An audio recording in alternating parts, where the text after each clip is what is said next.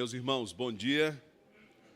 Que a graça e a paz do nosso Senhor e Salvador Jesus Cristo estejam com todos. Eu quero, antes da gente começar o nosso estudo, prosseguir com o nosso estudo na Confissão de Fé de Westminster, quero agradecer aos irmãos que souberam e estiveram orando pelo meu irmão. Graças a Deus, depois de 11 dias internado, 13 intubações, ele está em casa. Nós teve alta na sexta-feira, graças a Deus chegamos em casa. Foi um tempo de muita correria, de muita aflição, CTI e UTI, 10 dias, depois teve alta, foi para o quarto e depois para casa. E hoje, inclusive, é aniversário dele. Eu falei com ele na sexta-feira, que presentão você ganhou, Que o sofrimento, que ele encontre a beleza do sofrimento. O sofrimento é belo quando ele nos ensina algo. Se o sofrimento for apenas pelo sofrimento, sem nenhum aprendizado, não valeu de nada. A gente precisa aprender de novo outras coisas. Mas peço que os irmãos continuem orando por ele, pelo Alisson, pela vida dele, para que o Senhor use esse tempo também de aflição para despertá-lo para a fé, a fim de que ele se arrependa de seus pecados e creia em Cristo Jesus. Meus irmãos, vamos então, você que tem um boletim aí, você pode abri-lo, nós vamos dar início ao capítulo 7 da Confissão de Fé de Westminster. Nós vamos falar hoje sobre o pacto de Deus com o homem. Esse é o nosso objetivo e nós iremos sessão por sessão desse capítulo, tá bom? Lembrando que ao longo do nosso estudo, se você tiver alguma pergunta, algum comentário, fique à vontade para fazê-lo levantando sua mão, tá bom? Vamos então à leitura da primeira sessão do capítulo 7 da Confissão de Fé de Westminster. Tão grande é a distância entre Deus e a criatura, que embora as criaturas racionais lhe devam obediência como ao seu Criador, nunca poderiam fruir nada dele como bem-aventurança e recompensa, senão por alguma voluntária condescendência da parte de Deus, a qual foi servido significar por meio de um pacto. Bom, a Confissão de Fé de Westminster, ela começa falando sobre a condescendência de Deus.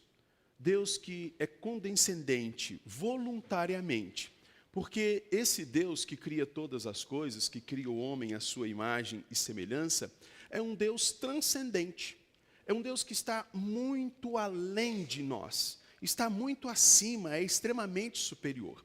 É ingenuidade pensarmos que o homem, por ser feito à imagem e semelhança de Deus, teria condição de, por ele mesmo, ir até Deus, exatamente por causa dessa imagem e semelhança.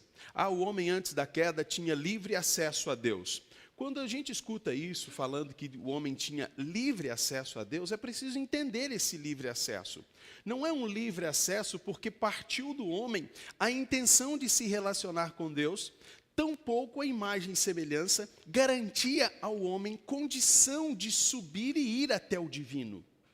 Isso é extremamente importante porque nós entendemos que muitas pessoas compreendem de forma equivocada isso, achando que o homem tem agora, não só antes, mas também agora, o direito de ir até Deus por ele mesmo confiado em seus próprios méritos. E o homem não tinha condição de ir até Deus, mesmo sendo sua imagem e semelhança. Eu quero lhe lembrar que os próprios seres celestiais, na visão de Isaías, não se apresentavam de Deus de forma voluntária, quando queria, do mesmo jeito e de forma livre. Eles cobriam o rosto, eles se prostravam, porque Deus é extremamente grande, Deus é extremamente cheio de glória, não sendo possível ao homem contemplar Deus. O homem que vê o Senhor, ele há de morrer. Deus é imenso, Deus é muito grande, ele é transcendente. Logo, nenhuma criatura, mesmo sem o pecado, poderia ir até o trono divino, porque não tinha pecado e se apresentar diante de Deus. Ok, irmãos? Tranquilo quanto a isso? Deus é transcendente. Mas Deus decidiu se relacionar com esse homem. Deus por condescendência voluntária. Deus por bondade. E acho que Calvino vai dizer que por livre graça, ele decide se relacionar com o homem. E ele se abaixa para se relacionar com o homem. Deus que é transcendente é também imanente. Deus se relaciona, Deus se abaixa, Ele vem até nós porque nós não podemos ir até Ele. E Deus então vem até esse homem para se relacionar com esse homem, para ter comunhão com esse homem. Aquele que nunca poderia ir, recebe a visita daquele que é totalmente outro. Por que outro? Porque ele não é como eu e como você. Deus é totalmente além de nós, Ele é totalmente outro. Aquele que é totalmente outro vem a nós. E a confissão afirma, meus irmãos, que Deus vem até esses homens por condescendência, por bondade. Eu quero que você abra a Bíblia lá no Salmo 113, versos 5 e 6.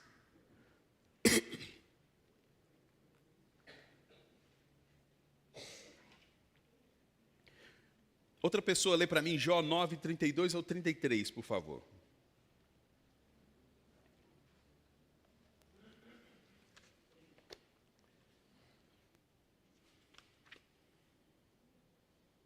Vamos lá, quem encontrou pode ler?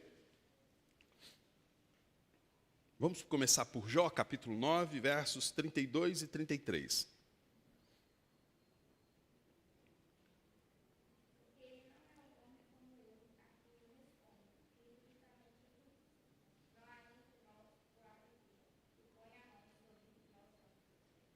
O que Jó está expressando aí, e Jó vai expressar em diversas passagens do seu livro, o desejo de ter uma audiência com o divino. Já leram isso no livro de Jó? Por diversas vezes ele vai pedir que, quem dera, ele pudesse encontrar com Deus em um tribunal para resolver essa demanda. E no texto que a Mayla leu, ele é muito além de nós. Eu não posso ir até ele.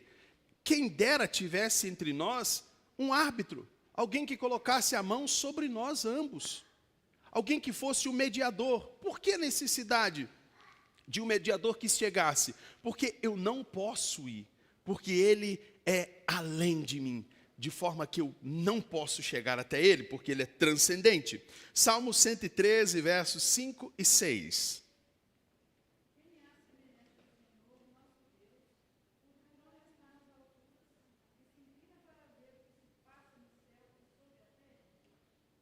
Isso, quem é como o nosso Deus, que se inclina, ou seja, Ele está elevado. Atos 16, 17, 24 e 25, vamos ler?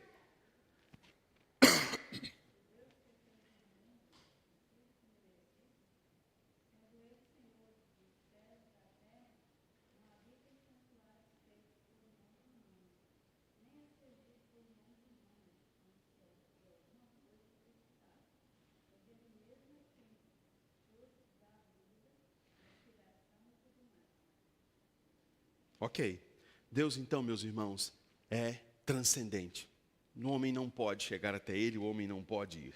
E Deus vem até o homem e decidiu fazer isso de forma graciosa por meio de um pacto. Deus decidiu fazer isso, e nós estudamos isso ao menos 2 vezes, estudamos na teologia da aliança, estudamos na teologia bíblica do Antigo Testamento que nós fizemos. Deus decidiu se revelar ao homem por meio de um pacto. O pacto é a estrutura pela qual Deus se revela a esse homem. Deus entra em aliança. Antes da aliança do pacto, nós temos a aliança que acontece na eternidade. Deus, o Pai, Deus, o Filho e Deus, o Espírito, entra em aliança ainda na eternidade. Quero lembrar os irmãos que a Bíblia diz que Jesus é o Cordeiro morto quando?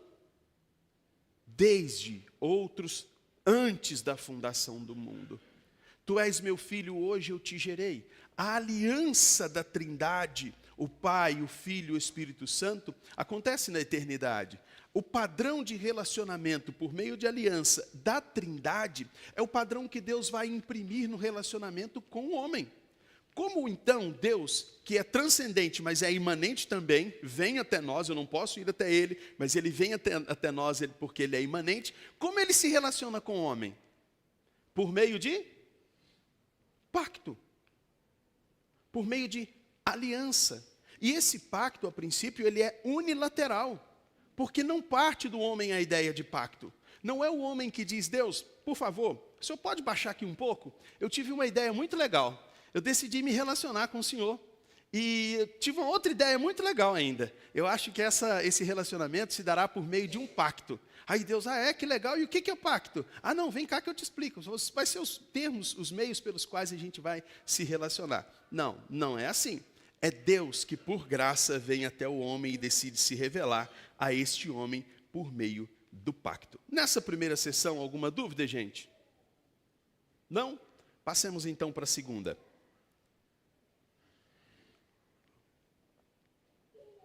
Segunda sessão. O primeiro pacto feito com o homem era um pacto de obras. Neste pacto foi a vida prometida a Adão e nele a sua posteridade, sob condição de perfeita obediência pessoal. Vamos lá? Gálatas capítulo 3, versículo 10. Vamos ler? Gálatas 3, versículo 10. Quem encontrou, gente? Pode ler, por favor?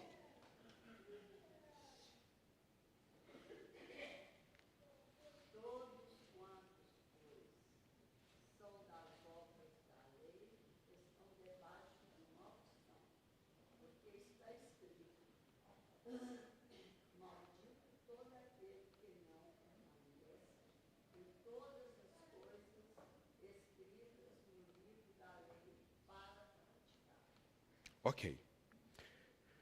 Como se deu esse pacto de obras? Esse pacto de obras entre Deus e Adão, entre Deus e o homem, exigia a obediência perfeita de Adão. Deus estabelece os termos desse pacto. Não é a partir do caráter do homem que esse pacto é feito, mas a partir do caráter de Deus. Deus é justo. Deus requer desse homem que agora se relacionará com ele por bondade de Deus, por graça de Deus que é transcendente em vir ao homem. Deus decide estabelecer limites que preservasse esse relacionamento, essa comunhão. Qual era esse limite, aquilo que Deus estabeleceu como condição para o estabelecimento e manutenção desse relacionamento, gente? Isso, mas isso era obediência. Não é, gente? Tinha que obedecer. O Davi mencionou. Qual que era esse limite? Olha, não comer do fruto que está da árvore que está no meio do jardim. Dessa vocês não comerão. O fruto da árvore do conhecimento do bem e do mal. Quais são as cláusulas? Porque certamente, se morrer, haverá de morrer. Para que vocês não morram, não comam. Ou seja, a quebra desta aliança, desse pacto de obras, resultaria em uma punição severa. Diante disso, um pacto que tem cláusulas e que tem punições, o que permeava esse relacionamento era a justiça de Deus ou a salvação? A justiça de Deus. Esse pacto não é um pacto salvífico por si só. Era um pacto que envolvia diretamente a justiça de Deus. Deus é justo. Transgrediu esse pacto, quebrou esse pacto, Deus justo puniria esse homem. Então Deus decide se relacionar com o homem por meio da obediência do homem. Deus estabelece os termos, Ele decide se relacionar por graça. E não era uma obediência, assim, gente, parcial. Era uma obediência perfeita que Deus requeria do homem. Um Deus perfeito requer um relacionamento perfeito com base em um pacto. Porém, o homem não foi perfeito no cumprimento de sua parte nesse pacto. Bom, a dependência desse pacto, dessa obediência perfeita para cumprir esse pacto, torna o homem agora culpado por toda a ruína desse pacto. Se ser perfeito, manter uma obediência perfeita, garantia ao homem vida, garantia ao homem relacionamento com o Criador, quebrar esse pacto tornava o homem culpado e debaixo de todas as maldições do pacto, a morte. Seja o distanciamento do Criador, seja a morte física, seja a morte eterna. Deus não se relaciona com o homem com base na injustiça. Isso já nos revela alguns aspectos de Deus, já nos revela o caráter de Deus, e nos mostra o quanto muitas vezes a nossa compreensão quanto a quem Deus é, está distante daquilo que de fato Ele é. Quando nós ouvimos, por exemplo, pessoas dizendo, poxa, você acha que Deus, sendo Pai, vai mandar alguém para o inferno? Ele está apegando a coisas tão pequenas diante daquilo que Deus é. Ele está pegando a um sentimentalismo meramente humano. E está esquecendo que esse Deus, que decidiu se relacionar livremente com o homem, é um Deus justo. A Escritura, inclusive, vai dizer que Deus não tem o culpado por inocente. É por isso que a Escritura vai dizer que todos pecaram. Deus não diz assim, olha, quase todo mundo pecou, mas tem uma turminha aí que eu decidi ignorar o que eles fizeram. Não, Adão era o representante do homem neste pacto. Então, em Adão, toda a humanidade estava no Éden. Então, em Adão, toda a humanidade cai no Éden. Por isso que toda a humanidade agora sofre. Por isso que toda a humanidade sente o peso da transgressão, da quebra deste pacto. Por isso que todo homem nasce debaixo da justiça de Deus. Ele é alvo da justiça de Deus. Porque em Adão, é como o seguinte, gente, nós não mordemos o fruto, mas sentimos o gosto. Nós participamos daquilo. Adão era o nosso representante. De modo que Deus veio até nós para se relacionar conosco e todos nós nos tornamos desobedientes. Todos nós nos rebelamos contra Deus no Éden. Mas eu não estava no Éden, o nosso representante estava. E o que evidencia isso é a nossa rebeldia, bem maior, muitas vezes, do que a rebeldia do próprio Adão, com relação ao que fazemos.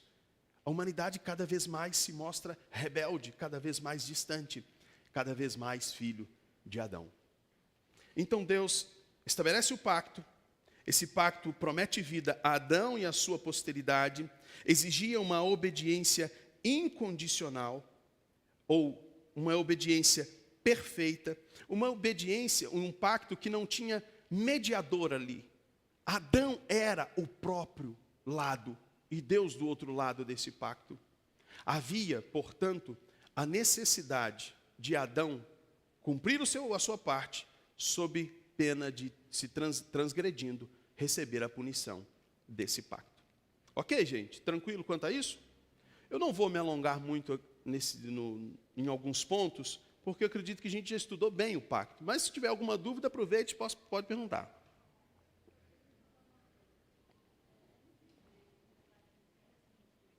Não entendi. Só vai para o inferno se a gente quiser. Na verdade,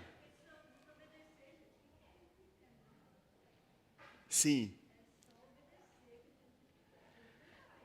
O problema é só o obedecer. Porque a obediência, a desobediência passou a fazer parte de nós. Nós nos tornamos maus. A Helena, lá em casa com os 4 meninos, eu sempre brinquei.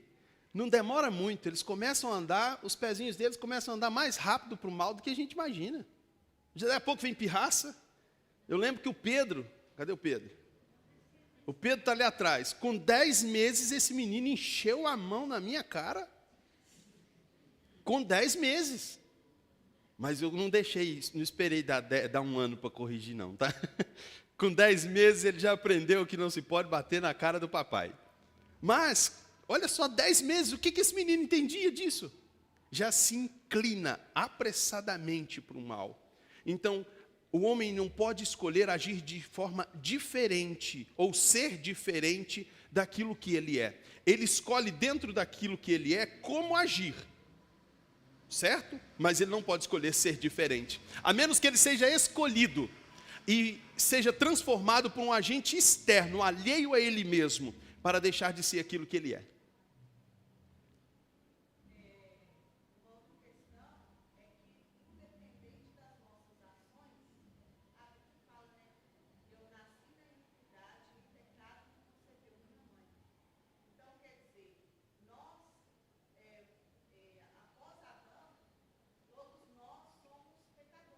Uhum.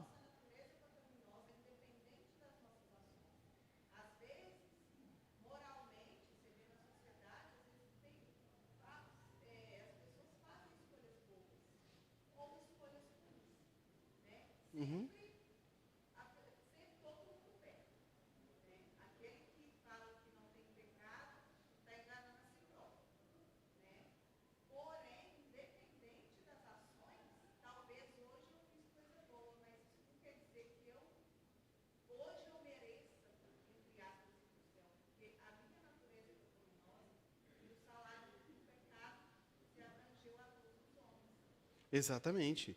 E se a gente pensar também, Elaine, que por um pecado de Adão, nós encontramos no estado que o homem se encontra.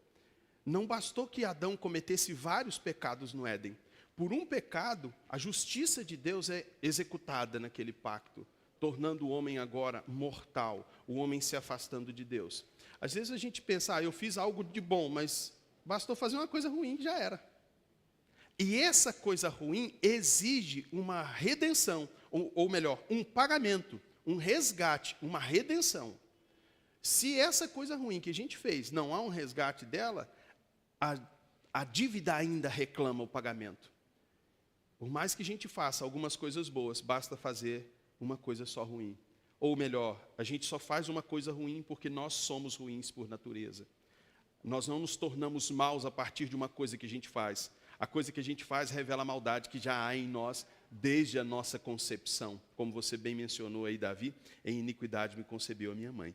Então, meus irmãos, o homem quebrou, tornou-se agora alvo de toda a maldição desse pacto. Isso é interessante a gente pensar. Em alguns aspectos, como eu disse, eu já vi, e provavelmente vocês já ouviram algumas músicas muito sem noção. Há um tempo atrás eu ouvi um camarada cantando, não lembro, que queria chegar no céu e deitar no colo de Deus.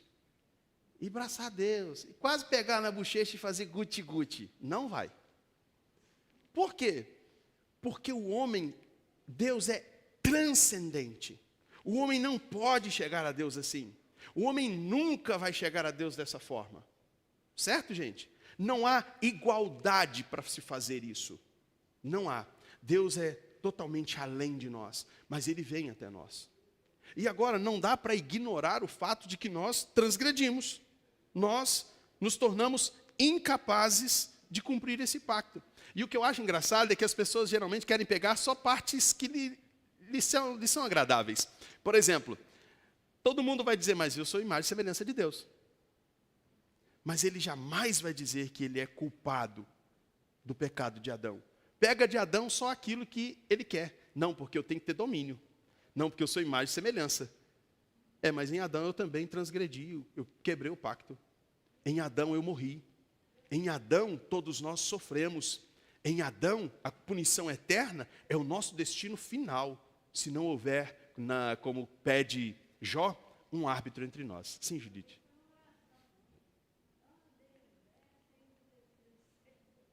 Desce aí. Não. Irmãos, alguma dúvida até aqui? Podemos avançar para a nossa terceira sessão? Vamos para a terceira sessão, então. Se houver alguma dúvida aí, gente, dá um grito, tá? Eu vou terminar 10 e meio em pontos, se Deus quiser. O homem, tendo se tornado pela queda, eu estou na terceira sessão do capítulo 7 da Confissão de Fé. Está comigo aí? Tendo o homem se tornado, pela queda, incapaz de viver por esse pacto, o Senhor dignou-se fazer um segundo pacto, geralmente chamado de pacto da graça. Nesse pacto, ele livremente oferece aos pecadores a vida e a salvação por Jesus Cristo, exigindo deles a fé nele para que sejam salvos, prometendo dar a todos os que estão ordenados para a vida o seu Santo Espírito para dispô-los e habilitá-los a crer. Bom, vamos por parte. O homem tornou-se culpado, transgressor desse pacto, recebe as punições desse pacto em si. A justiça de Deus está sobre o homem. Porém, Deus, Ele decide, por livre graça, por soberana vontade, Ele decide fazer o pacto de obras, ou de graça. O segundo pacto. Falar em pacto, quantos pactos tem na Bíblia, gente? Hein? Pacto de obras, pacto de graça. Certo? À luz do pacto de graça, nós temos diferentes ministrações da aliança em momentos específicos que vão garantindo a revelação progressiva deste pacto de graça. Fechou? Deu para entender, gente? Então nós temos em Noé, nós temos em Moisés, diferentes ministrações de uma mesma aliança, para revelar de forma progressiva esse pacto. Então, em cada aliança, ministração diferente desta aliança, nós temos uma revelação progressiva do pacto. Então, nós conhecemos esse pacto ao longo, ele vai se tornando cada vez mais claro para nós. Ok, gente? Então, Deus agradou-se, decidiu fazer o segundo pacto, chamado pacto de graça. Mateus 26, 28, Gálatas 3, 21, vamos lá?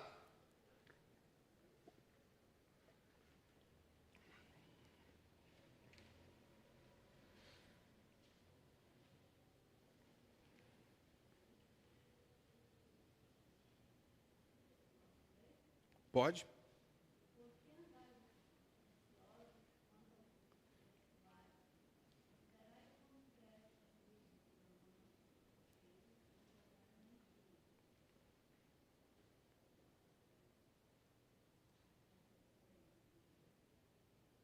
Ok. Gálatas 3, 21, gente. É porventura a lei contrária às promessas de Deus? De modo nenhum.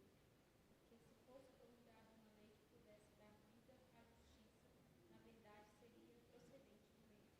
Ok. Sim. 26, e eu falei o quê? Desculpa, gente, é 26, 28. Perdão, Judite. Pode colocar lá para a gente? Deixa eu ver se eu consigo ler daqui sem óculos, tá?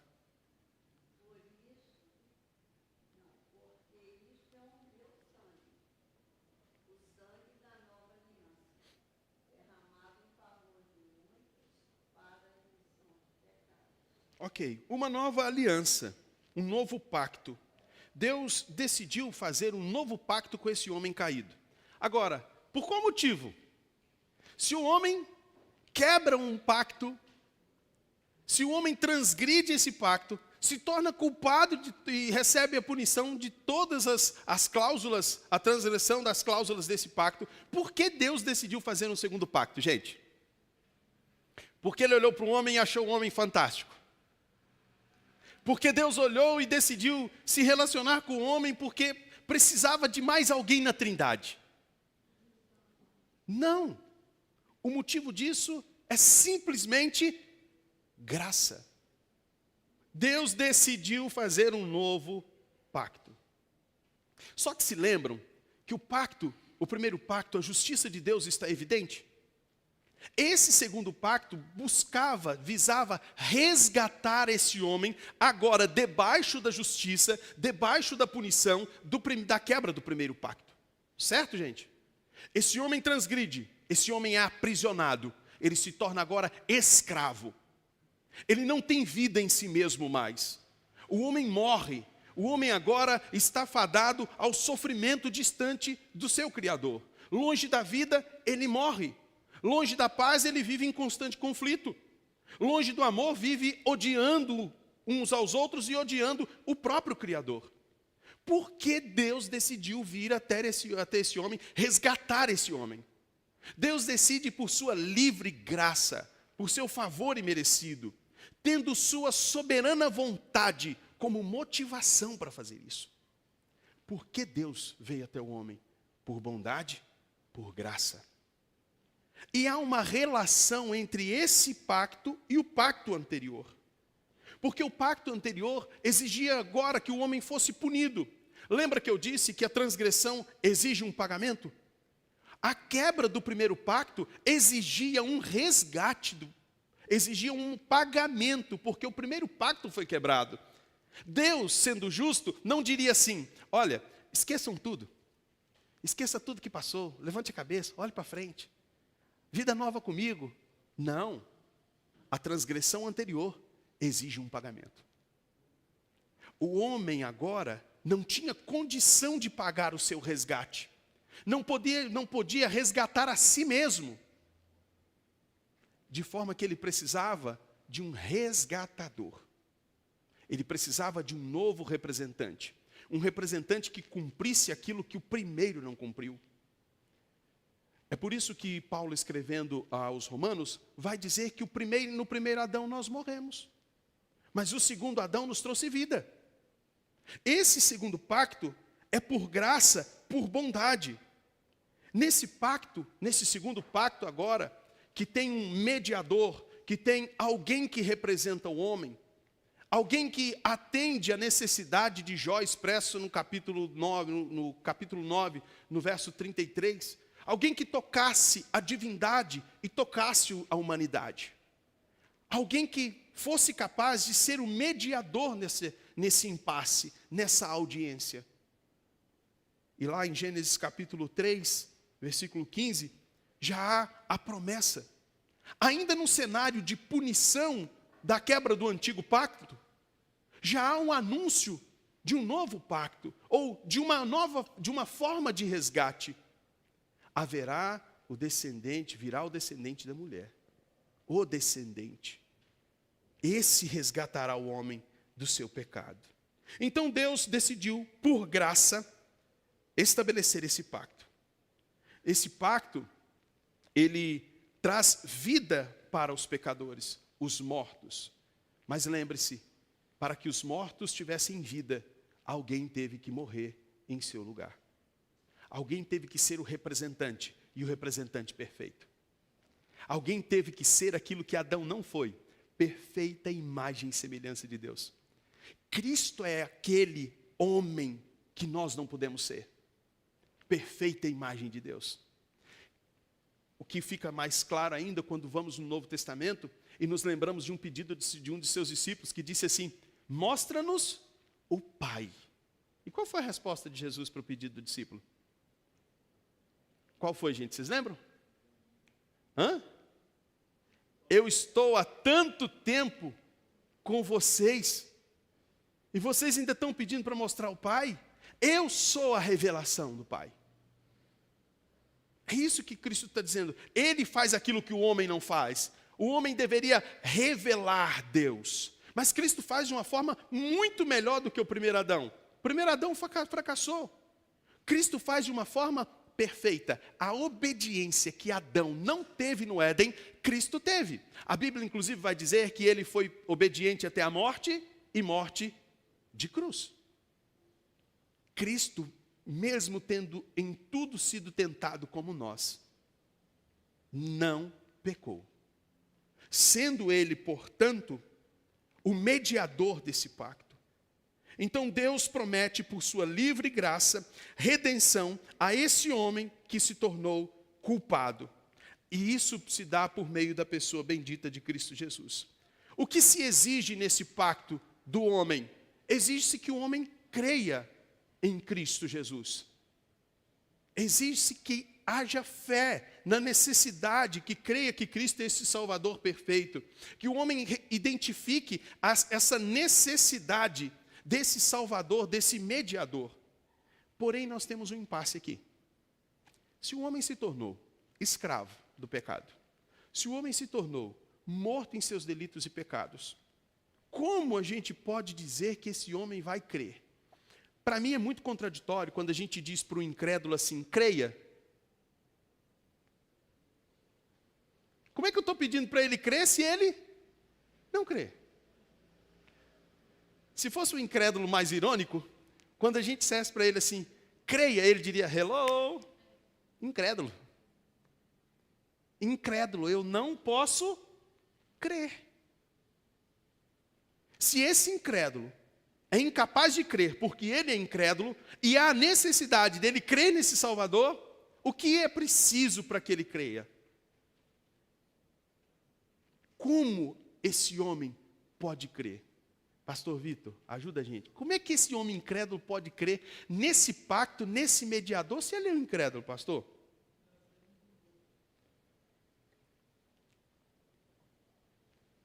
Nascendo de novo. E esse nascimento não depende daquele que nasce. Certo, pastor? É uma ação externa. O homem não pode crer por ele mesmo. Filipenses capítulo 1, versículo 29 diz assim: porque a nós, com relação a Cristo, nos foi concedido não somente crer, mas também padecer. Ou seja, concedido padecer e crer. Não é só padecer. Crer também é uma condição.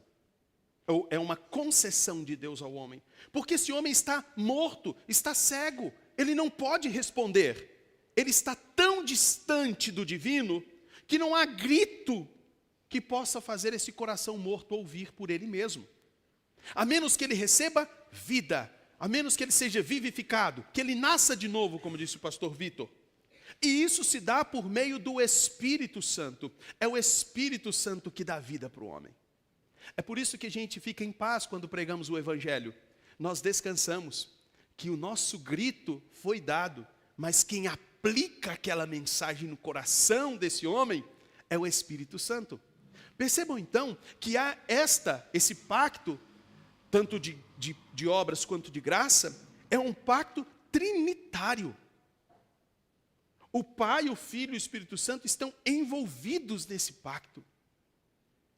Esse pacto que é executado, planejado, executado e aplicado pela Trindade, cada pessoa da Trindade fazendo algo nesse plano de salvação, ele é executado por graça.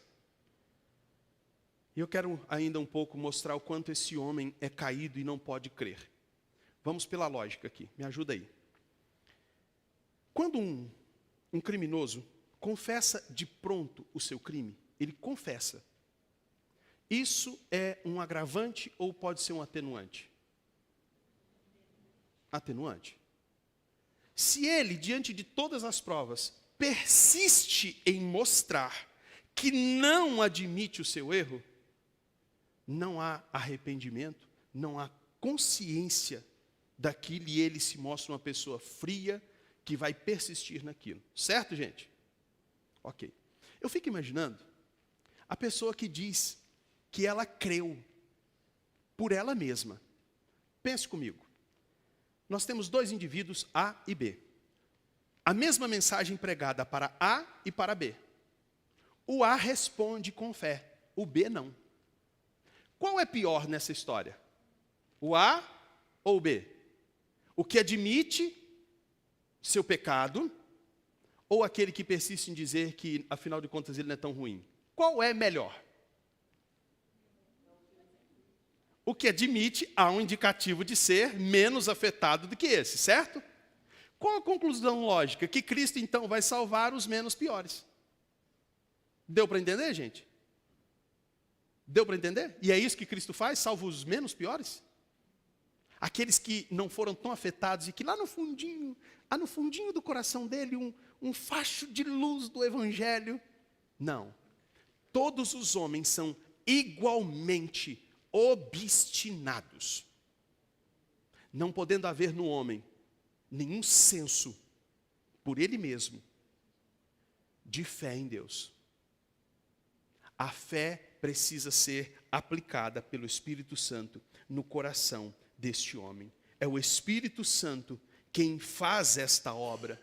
E sendo esta obra, esse pacto, um pacto iniciado, executado pela Trindade, existe a possibilidade desse pacto falhar como o primeiro?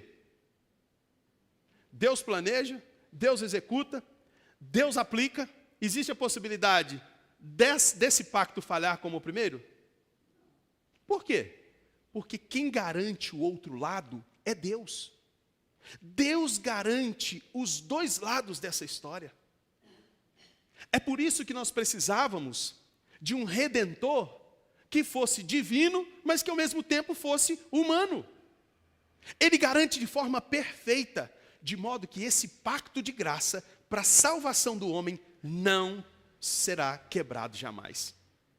Porque quem executa, quem planeja, quem garante é o próprio Deus. E se Deus deixasse em nossas mãos, por nós mesmos, nós já provamos no primeiro pacto que a gente falhou. Nós já mostramos no primeiro pacto que a gente não dá conta. Nós nos tornaríamos culpados, novamente, 2 vezes, pela quebra do pacto. Alguma dúvida aqui, gente? Como é que é? Ah, sim, a inclinação persiste, né? Deu para entender, gente? Sim.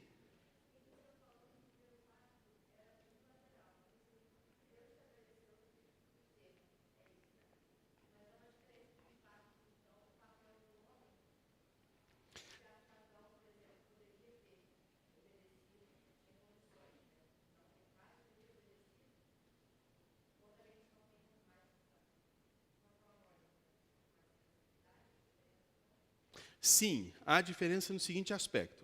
A princípio, o primeiro pacto ele é unilateral quando parte de Deus a iniciativa. Mas há 2 partes ali, o homem e Deus. Não há pecado ali. Então Deus estabelece e o homem tem condição agora de, nesse pacto de obras, cumprir a sua parte. Ele tem plena condição. Plena condição no sentido de ainda não ter caído, ser um ser livre. Adão e sua esposa foram os únicos seres livres da história. Após isso, todos os homens se tornaram escravos. Agora, esse pacto de graça é um pacto unilateral que não envolve o homem diretamente, porque esse homem está caído. Não envolve no sentido de ele ter que cumprir o outro lado. Mas ele precisava de um representante. O primeiro representante falhou. Agora precisava de um representante. Mas todo mundo que nasce desse homem caído, nasce debaixo do pecado. O filho do escravo nasce escravo. Por isso necessitava que fosse um mediador, que fosse ao mesmo tempo o outro lado e que fosse o sacrifício pela expiação desses homens caídos. Por isso precisava de um divino humano. Ele precisava ser humano porque ele nos representava. Ele precisava ser divino porque era um sacrifício eterno. Ele precisava satisfazer, pagar a transgressão do outro pacto para que pudesse resgatar o homem. De forma que agora, em Cristo, nós não estamos mais em Cristo debaixo da maldição do primeiro pacto. Agora nós somos livres, não mais escravos, livres para obedecer. Mas lembrando que essa nossa obediência, ela não é requerida de nós como para a nossa salvação, para a nossa justificação, como no primeiro pacto. Agora Cristo cumpriu tudo, de forma que nós podemos dizer: eu não consigo viver a vida perfeita que eu deveria viver. Ainda sofro as consequências da queda, não as maldições dela, a consequência. Mas Cristo, o segundo Adão, o meu perfeito representante, cumpriu e resgatou-me. Viveu a vida que eu não poderia viver. E a sua justiça agora é atribuída a mim. Deu para entender? Tranquilo? Alguma dúvida, gente? Mais? Podemos avançar? Jonathan, ia falar, Jonathan? Não? Ok. Vamos lá, vamos prosseguir então. Próximo, vamos para a nossa sessão 4. Deixa eu ver se é a 4. Isso, é a 4. Vamos lá. Este pacto da graça é frequentemente apresentado nas Escrituras pelo nome de testamento, em referência à morte de Cristo, o testador, e a perdurável herança com tudo que lhe pertence, legada neste pacto. Hebreus capítulo 9, versículos 15 e 17, vamos lá, vamos ler.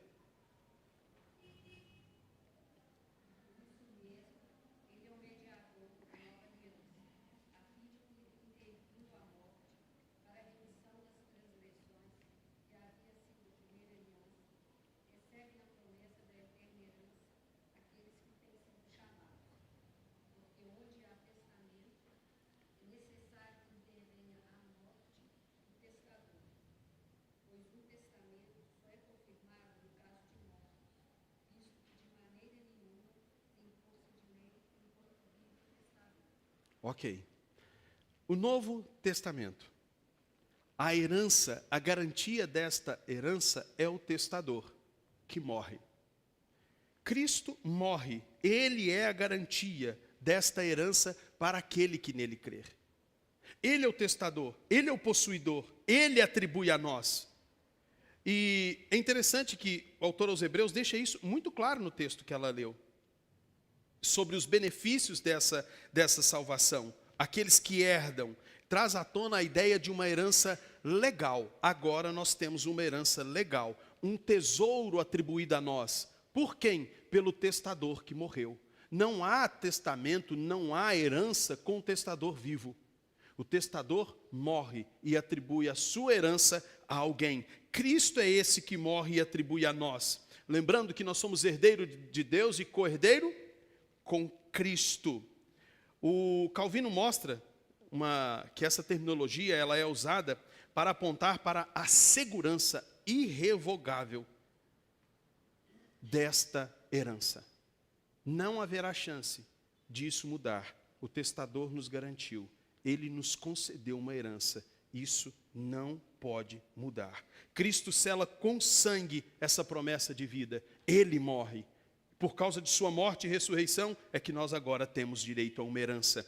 O Novo Testamento não há uma separação e não é uma nova religião, mas ele é o cumprimento do antigo pacto, agora de forma mais clara.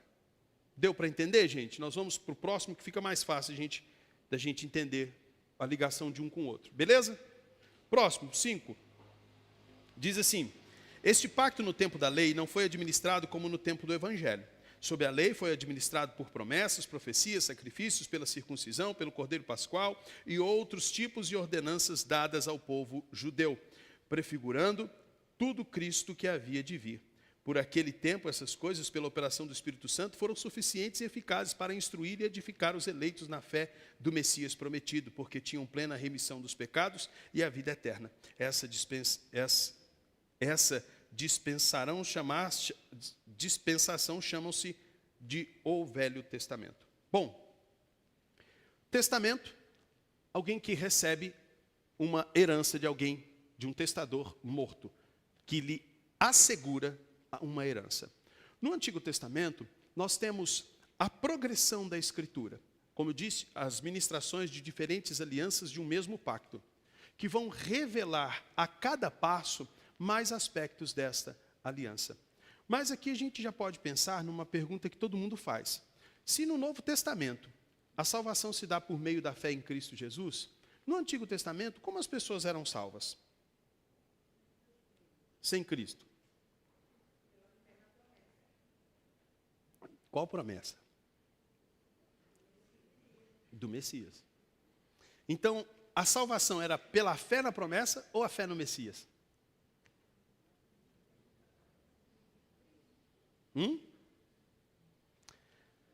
Cristo, e somente Cristo, é o meio pelo qual as pessoas podem ser salvas em todas as épocas. Seja no Antigo Testamento ou no Novo Testamento, a salvação é unicamente pela fé em Cristo Jesus. A base para esta fé no Antigo Testamento era a promessa de que esse Cristo viria. Eu quero te lembrar do cântico de Maria: minha alma se alegra em Deus, o meu Salvador. O cântico de Simeão.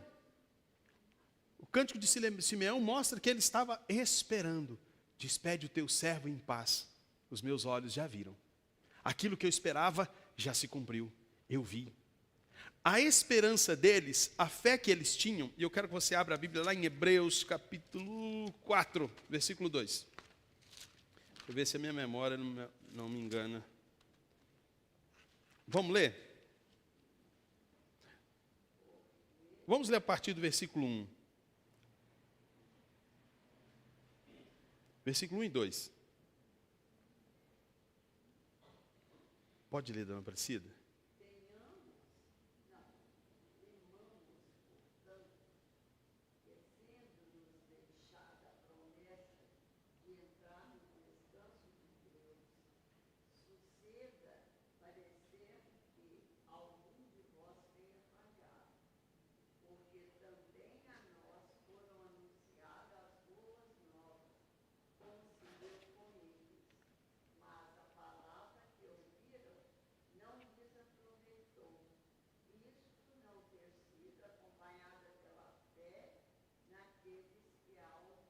Ok. Esse texto está dizendo que a nós foi pregado o evangelho como a eles. A eles quem? O povo lá atrás, o povo de Israel. O povo que recebeu a lei. A nós foi pregado boas novas. Como foi pregado para nós, foi pregado para eles. Mas não lhes serviu de proveito, visto não ter sido acompanhado pela fé.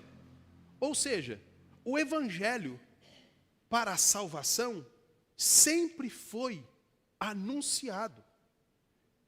Só que de aspectos diferentes. Somos pecadores, caímos no Éden, todos nós nos tornamos indesculpáveis diante de Deus, carecemos de um mediador, de um Messias, precisamos de um descendente da mulher, precisamos que ele venha. E ele virá. Estamos aguardando esse Salvador que nos resgatará. A fé em Cristo Jesus. Ele virá. Do lado de cada cruz, nós agora, caídos no Éden, indesculpáveis diante de Deus, pecadores, carecemos do descendente da mulher, aquele prometido no Antigo Testamento, nós carecemos dele, ele é aquele que veio. Deu para entender, gente? De um lado ou de outro, vai apontar e a salvação sempre vai chegar no ápice da revelação de Deus, que é Cristo Jesus, em todo o tempo. Há a possibilidade de alguém ser salvo sem a pessoa de Cristo Jesus, ser o mediador? Não. Então, em todo tempo, seja no Antigo ou no Novo Testamento, as pessoas sempre foram salvas por meio da fé em Cristo Jesus. Deu para entender, gente? Sempre por meio de Cristo Jesus. Mas aquele que nunca ouviu falar de Jesus, qual é a sua condição, gente? A condição daquele que nunca ouviu falar de Jesus. A inocência dele, será que lhe garante salvação? O fato de não ter ouvido falar de Jesus lhe dá salvação? Não, porque ele já tem motivo suficiente para ser condenado. Qual é o motivo para ele ser condenado? Filho de Adão. Nasceu escravo. Se ele fosse alguém inocente, nasceu inocente, não conheceu o mal, a gente poderia pensar, esse aqui não conheceu o mal. Mas não há quem não tenha conhecido, não há quem não tenha se tornado mal. Todos pecaram, inclusive aquele que nunca ouviu falar de Jesus. Ele também carece, depende do Salvador. Ok, gente? Pai.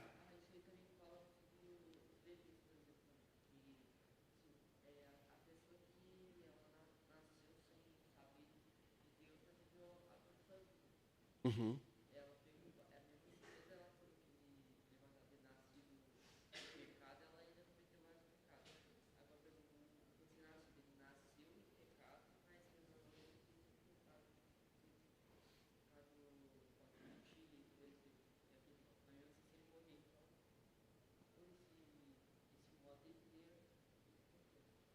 Vixe, boa pergunta. E aí? Deu para entender o que ele falou? Eu explico. E o bebê recém-nascido, que morreu, e não pôde ouvir de Jesus, e ainda que alguém tivesse dito para ele, não haveria capacidade intelectual para compreender alguma coisa. Então, nesse caso, ele teria ido para o inferno? E aí, o que vocês acham? Alguém disse sim do lado de cá. Alguém disse não. Bom, e a gente explica. O que a gente precisa entender? Que a salvação de bebês se dá da mesma forma ou pelo mesmo meio que a salvação de adultos. Como? Por meio da pessoa de Cristo Jesus. Não existe um outro meio. Se a inocência é motivo de salvação de algum bebê, o pai crente aqui, todos nós, o minimamente consciente da condição eterna dos perdidos, deveríamos pedir, Deus, por favor, leva ele enquanto ele é inocente. E na eternidade, algum bebê poderia dizer assim para Jesus, o Senhor salvou esse tanto de gente aí, né? É, tudo pecador. Eu não. Eu vim por uma outra via alternativa chamada inocência. Então existe um outro caminho para se chegar na eternidade sem ser Cristo. Se a gente acredita que bebês são salvos porque são bebês e porque são inocentes, nós acabamos de criar uma outra via chamada inocência para a salvação de bebês. Não, porque não depende de ter consciência de pecado para se ser um pecador. É filho de quem? Lá em casa, todos quatro, filho de Thalita e de William, pecadores. Desde a concepção. Então, eles merecem a justiça de Deus? O que vocês acham? Se tornaram, lá no Éden, caídos, Adão era o representante, gente. Deu para entender? Cristo salva bebês por graça, como salva crianças por graça, como salva adultos por graça, como salva idosos por graça, como salva pessoas intelectualmente incapazes de entender o que eu estou dizendo por graça. A salvação é sempre por meio de Cristo Jesus, pela graça de Deus. Não é por nenhum outro meio. Não é porque se foi injustiçado em alguma época da história. Ah, não, porque esse grupo aqui foi muito humilhado ao longo da história, e Deus agora há de fazer justiça para eles, e há de salvá-los. Por quê? Porque eles foram muito injustiçados. Ah, tá. Então, injustiça agora é um outro meio. Não há outra via alternativa. Somente Cristo Jesus. Então, desde o feto até aquele que está dando o último suspiro, carece da graça de Deus para a salvação. Judite.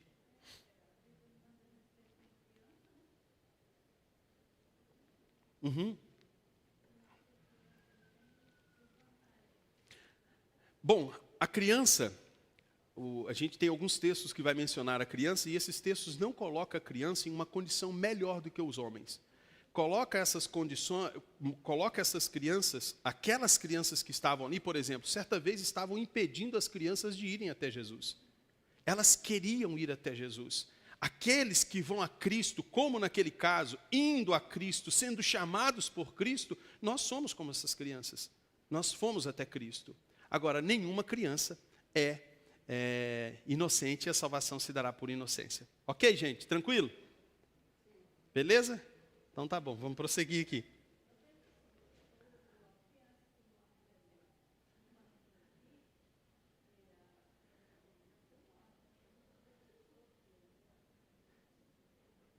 Não batizou criança morta?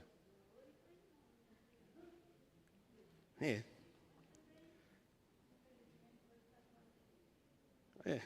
esperar muita coisa não.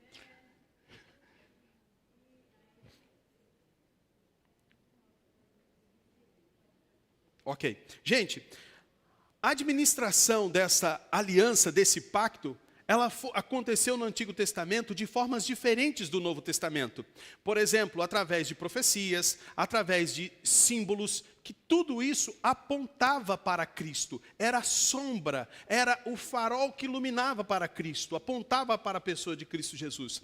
Há entre o Antigo Testamento e o Novo Testamento um caráter de continuidade e descontinuidade. Algumas coisas não continuam. E por que elas não continuam? Porque já cumpriram o seu propósito na pessoa de Cristo. Não faz mais sentido a gente ter que ficar carregando a Arca da Aliança. Não faz mais sentido a gente ter que praticar aquelas coisas que já se cumpriram em Cristo.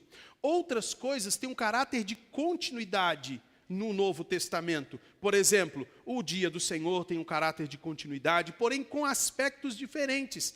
A Páscoa tem um caráter de continuidade, como um sacramento no Novo Testamento, porém como a ceia do Senhor. O sacramento, a circuncisão, tem um caráter de continuidade, como um sinal, como uma marca de uma aliança. Agora, no batismo, há um caráter, então, de continuidade e descontinuidade. Aquilo que se cumpriu em Cristo, algumas coisas não continuam porque já cumpriu o seu propósito.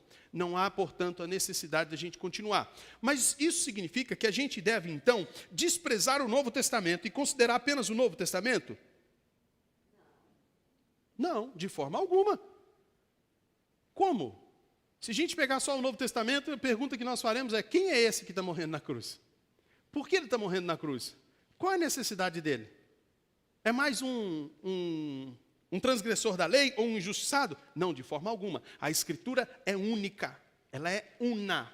Ok? Então, no Antigo Testamento, as coisas apontam para Cristo, tem o seu cumprimento perfeito, mas eles não eram o agente principal nessa história. Por exemplo, o fato de alguém ver um sacrifício ocorrendo no Antigo Testamento, aquele sacrifício não tinha o poder em si mesmo de garantir fé para as pessoas que viam aquilo. Porque se assim o fosse, todas as pessoas que viam deveriam crer. Então, quem aplicava a verdade destas sombras? Quem abria os olhos dos homens e fazia os homens entender aqueles símbolos? Quem fazia os homens compreenderem tudo aquilo? O Espírito Santo. Isso era perfeitamente administrado no coração dos eleitos, eles compreendiam, seus pecados eram redimidos em Cristo, nessa fé em Cristo Jesus, e, portanto, o Antigo Testamento, o Novo Testamento, tem um caráter de continuidade e descontinuidade. Seus propósitos se cumprem de forma que o povo de Deus, o eleito de Deus, sempre foi alcançado em todo o tempo, no Antigo e no Novo Testamento, seja através de sombras no Antigo Testamento, seja agora de forma mais clara através da aplicação do Espírito Santo por meio da pregação que nós fazemos do lado de cada cruz. Ok, gente? Beleza? A gente avança. Sessão 6. E a gente já caminha para encerrar. Sobre o Evangelho, quando foi manifestado Cristo, a substância, as ordenanças pelas quais este pacto é dispensado, são a pregação da palavra e a administração dos sacramentos e do batismo e da ceia. Por estas ordenanças, posto que poucas em número e administradas com maior simplicidade e menor glória externa, o pacto é manifestado com maior plenitude, evidência e eficácia espiritual a todas as nações, aos judeus, bem como aos gentios. É chamado o Novo Testamento. Não há, pois, dois pactos de graça diferentes em substância, mas um e o mesmo sob várias dispensações. Bom, como eu disse, já adiantei aqui, não há um novo pacto, não é um novo jeito de Deus trabalhar. Algumas coisas que serviram, foram sombras e se cumpriram em Cristo. Agora, esses meios pelos quais os eleitos continuam a ser chamados, porque os eleitos eram chamados no Antigo Testamento, esses meios eram usados pelo Espírito Santo para despertar os eleitos, o povo de Deus, para a fé em Cristo Jesus, aqueles que foram destinados para a vida eterna desde a fundação do mundo, desde a eternidade. No Novo Testamento, agora, os meios são a palavra e os sacramentos. Essa graça é administrada por meio disso, por meio da pregação, por meio da ceia e por meio do batismo. Portanto, meus irmãos, nada deve substituir a pregação da palavra de Deus para chamar o eleito. Nada deve substituir os sacramentos, ceia e batismo. Aquela máxima que muitos crentes repetem sem saber nem o porquê, pregue, se possível, use palavras, o importante é você dar testemunho, não é uma verdade. Não existe um meio mais eficaz do que esses apresentados aqui. É por meio da pregação, da administração dos sacramentos, que esse pacto é administrado. Ninguém vai vir a Cristo por causa de um comportamento bom de alguém. Até porque nós temos bons comportamentos e temos ainda maus comportamentos. É por isso que a gente luta tanto para crescer em santidade. Então, não há outro meio. Não é cantando música, tá, gente? Por favor, entenda. Não há nenhum louvor que chame a pessoa para a fé, a menos que esse louvor, ele prepare para a pregação da palavra, ele vai contribuir, ele vai servir para isso. Mas o que salva, o poder de Deus para a salvação, é o quê? O Evangelho. Ele é o poder de Deus. Então, o que você tem para oferecer para as pessoas lá fora hoje? O que pregar para essas pessoas? Que elas precisam mudar de vida, parar de beber, parar de fumar? Não. Que elas precisam ser pessoas melhores? Isso elas devem ser de forma social. Agora, o que você deve anunciar para essas pessoas é o Evangelho da graça de Deus. Essa nova aliança, esse favor de Deus de vir até o homem, de resgatar o culpado, de se compadecer de amar quem o odiava, de usar de misericórdia, mas não deixar de ser justo, derramando sua justiça sobre o nosso representante, o nosso segundo representante, e que todos os homens igualmente estão perdidos e igualmente estão carentes dessa graça de Deus e precisam ouvir o Evangelho. É isso que nós temos para anunciar para eles. Nós não precisamos mais tocar violino e falar coisas bonitas para emocionar as pessoas, para elas quererem Jesus. A gente não precisa de uma faixa dizendo Jesus ama você para puxar no sinal de trânsito. Se a gente reduz o Evangelho a isso, a gente não conhece o Evangelho. O Evangelho é muito mais do que isso. É mais do que um peixinho colado no carro. É mais do que o símbolo da IPB colado no vidro de trás do carro, escrito PH. É muito mais. É o Evangelho que a gente tem para pregar para essas pessoas. Proclamar o Evangelho. E Agostinho diz algo bem interessante. Feristes-me com tua palavra, desde então eu te amei. O evangelho não tem outra saída no coração do eleito senão feri-lo. Ele será confrontado, seu pecado exposto, sua inimizade com Deus revelada, e o homem vai se curvar diante de Deus, porque sua graça é irresistível. Sobre quem sua graça é derramada, esse é alcançado, porque foi eleito desde os tempos eternos. Amém? Alguma dúvida, meus irmãos? Podemos encerrar? Oremos então ao Senhor, agradecendo a Ele por essa oportunidade nesta manhã. Deus, obrigado, porque o Senhor se compadeceu de nós. Falhamos, todos nós caímos, todos nós nos tornamos inimigos teus, por natureza inclinados para o mal, mas o Senhor veio até nós, por graça e por meio de seu Filho Jesus, o nosso representante. Ele cumpriu, ele foi perfeitamente obediente até a morte de cruz. E agora que a sua verdade, que o Evangelho foi aplicado em nossos corações, nós queremos te louvar porque o Senhor nos alcançou.